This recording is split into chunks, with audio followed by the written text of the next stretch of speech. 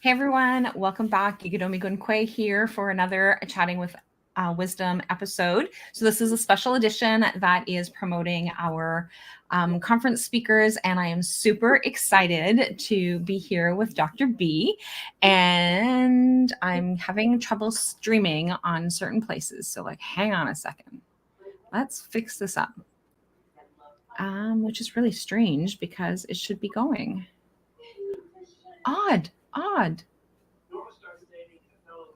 Okay, what I'm going to do is, for those that are not streaming on those pages, I'm just going to upload it later because it'll just make it easier.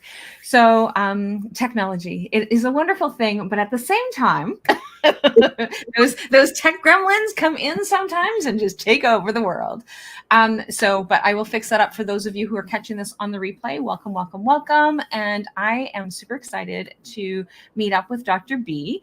And so I love that. I love that Dr. B piece. And so I will make sure to introduce you during the actual conference as Dr. B. So tell me a little bit more about where are you and a little bit more about you. Awesome. So the whole name is Dr. Brandy Peer, and I am a transformational life coach with my own business called Be Empowered Consulting, which actually are my initials. So it's BMPOWERED Consulting. It all worked out, you know. I love it.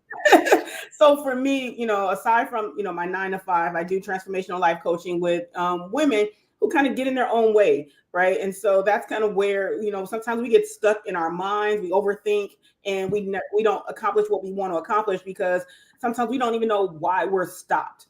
And so for me, what I like to do is to work with women who are in any other way leading and taking charge, but when it comes to themselves, they really just don't know how to get from point A to point B. And so that's the fun part, is really discovering, through self-awareness and authenticity, what are some of those underlying mental blocks that get in our own way. And I love that. And I love how the play on your name.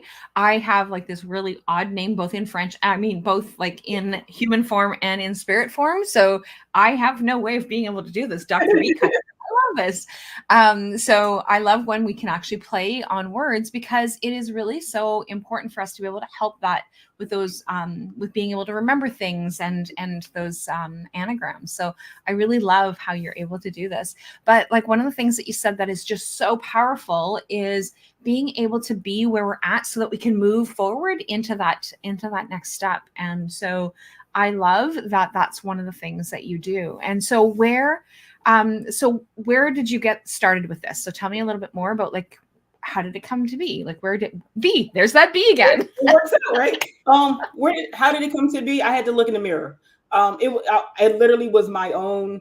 I was getting my own way. So before I even started Be Empowered Consulting, I was, sometimes we have skills and sometimes we have gifts.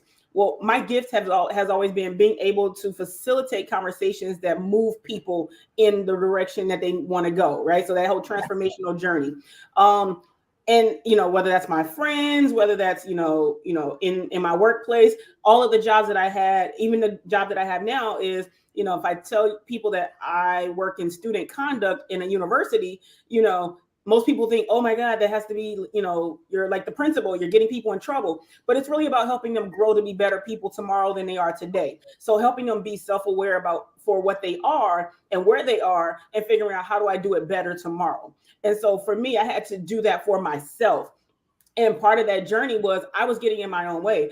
I was afraid of succeeding as well as failing. And so, when I learned through, my own DISC assessment and evaluation, what I was doing to block my own truth and my own blessing, it was revolutionary for me. But then it also helped me move forward and start the business, because what if I do make it?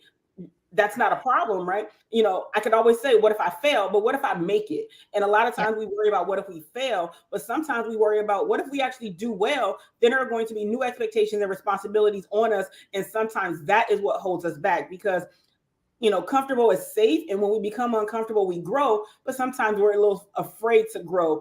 And so, like I said, I had to do that for myself, because I couldn't be a hypocrite and get other people to do that, but I couldn't do it for myself. So that's how the journey started. And I love that as well. Like that is just so important because like a lot of times we're like, oh yeah, I've got all these dreams and expectations and all these things that I want to be able to do. But then we forget to take the steps to move forward to be able to realize these dreams and these things because we do have that fear of what happens if, right? So Right. I know that for me, personal growth has meant being able to distance myself from people who are no longer in sync with me. Mhm. And so, and that's fearful. That is fearful to lose people who are really important to us that are not necessarily in the right space for us as we're Right. moving forward.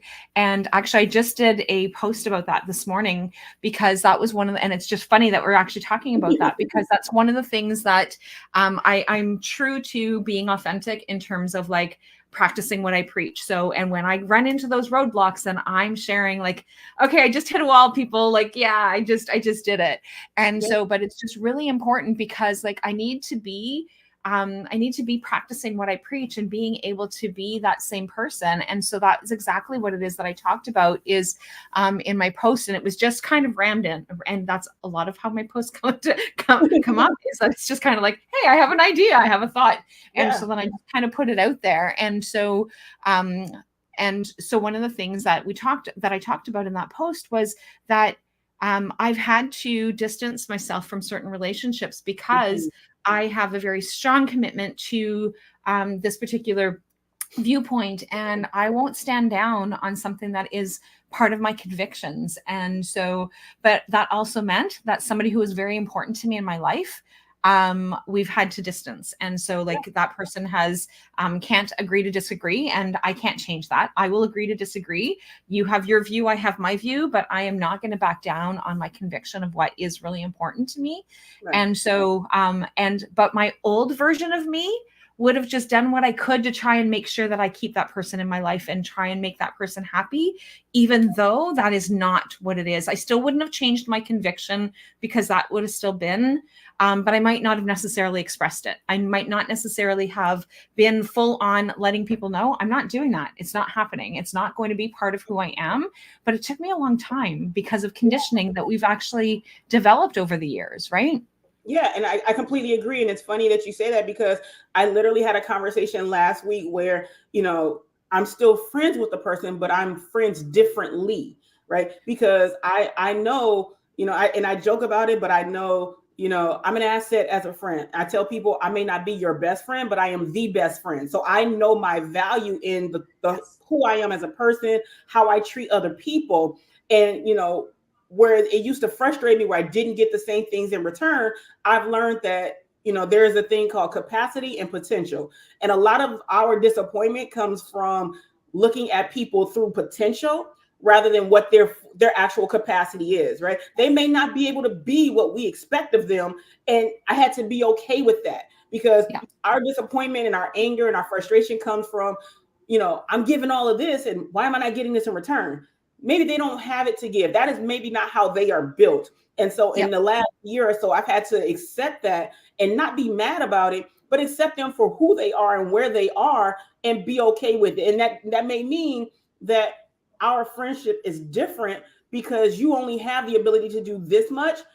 I'm not going to pour as much into you or maybe give as much and be frustrated about it. When I give, I'm going to give, but I'm going to give on the expectation that I may not get that in return and be okay with that. So I completely understand, having those relationships change or even have to be, taken out because they don't match with where you are now as a person.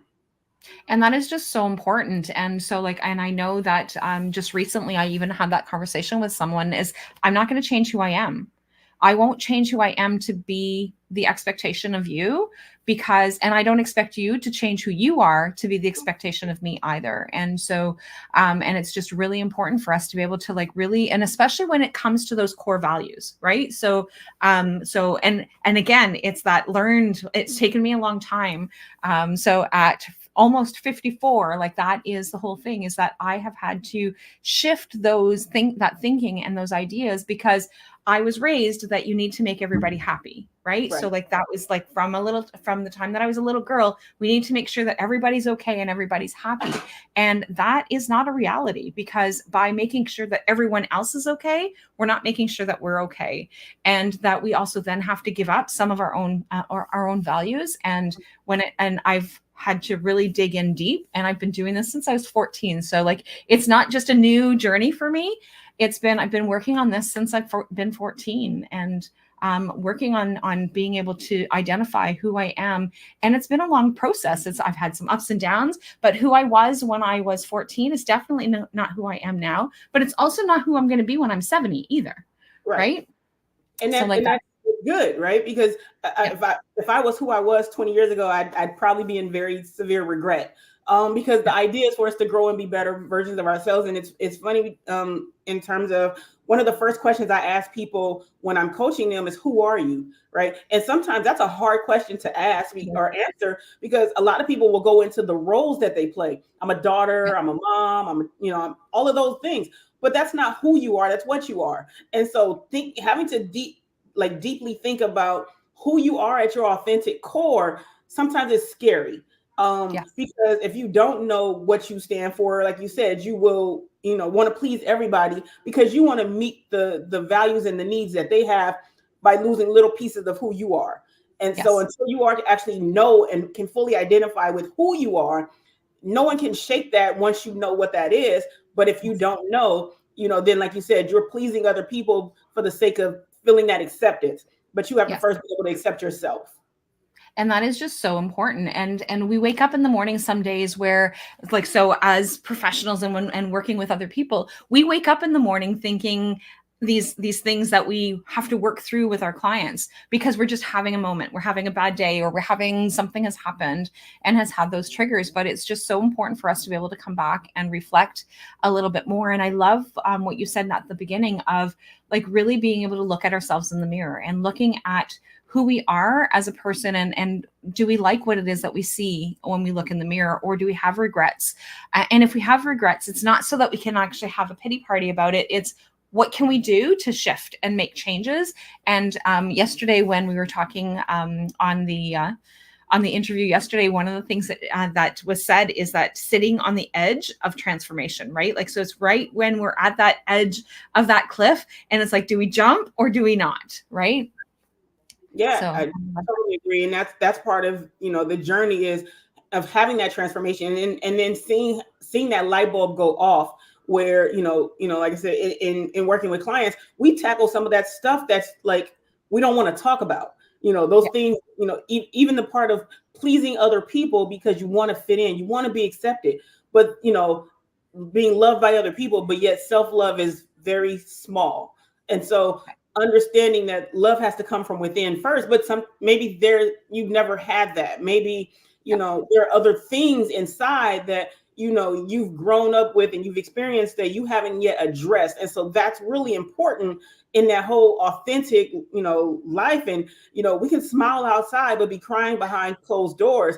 And if you're not smiling behind those closed doors, then let's tackle what it is that you're crying about. And I think that's the journey. And it's the hard stuff that you have to sit in the mirror and potentially cry at yourself, but be honest with yourself and stop. We have to be honest about who we truly are. And some of those things may not be pretty, but in order to be a better version of yourself, you have to first face what's in front of you. Absolutely. And that is just so important. And so, and like, these are the conversations that we're going to be having during the conference. And so, and I love how we all get to come together and we all get to have these conversations. And like I said, so like, it's all that synchronicity, right? So like, I don't believe that things are synchronistic in that sense of like, it's not fate. It really is in the terms of those patterns. Like me making that post this morning had, like, just how relevant is it to the conversation this morning or this afternoon, and being able to have that conversation. So before we head out, is there anything else that you wanted to share, Dr. B, about the conference, or about yourself, or anything else that you are bringing to this weekend?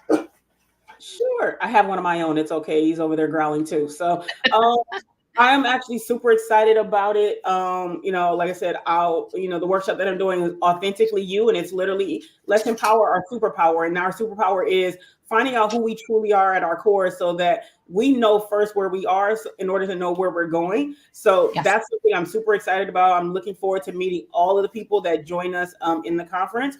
As far as me, I'm really just trying to share this word, with a lot of people, because I think a lot of times we get stuck, like I said, in our own way. And I'm really excited about helping women become better versions of themselves tomorrow than they are today. So that's pretty much it. Like, that is a passion for me. That is a gift that I realized that I had. And, like I said, be empowered is exactly what I want people to be. So it only works out perfectly that my initials worked out for the name of my company, because that's exactly what I want people to do. And also to empower their impact, because when we make them better, it impacts the people around them, which therefore impacts the people around them, and it just grows. Lizzie, come. So Felix does not want her in his face. Come, Lizzie. She's like, but there's a baby. I want to be able to play with the baby. I know, right? So, okay, wonderful. And so I'm super excited. I can't wait. And I think that you're on day one of the conference, if I'm not mistaken. All dates and times, everything's just kind of like all mingling in here in my chaotic brain. Like 130 something. I think I'm 130 on that day, now that I think about it. Beautiful. So so we will be in touch and can't wait. And if you have not yet registered, until the 23rd is the early bird. So definitely want to be able to register for that and join in the great savings. And I can't wait to see everybody. Bye for now.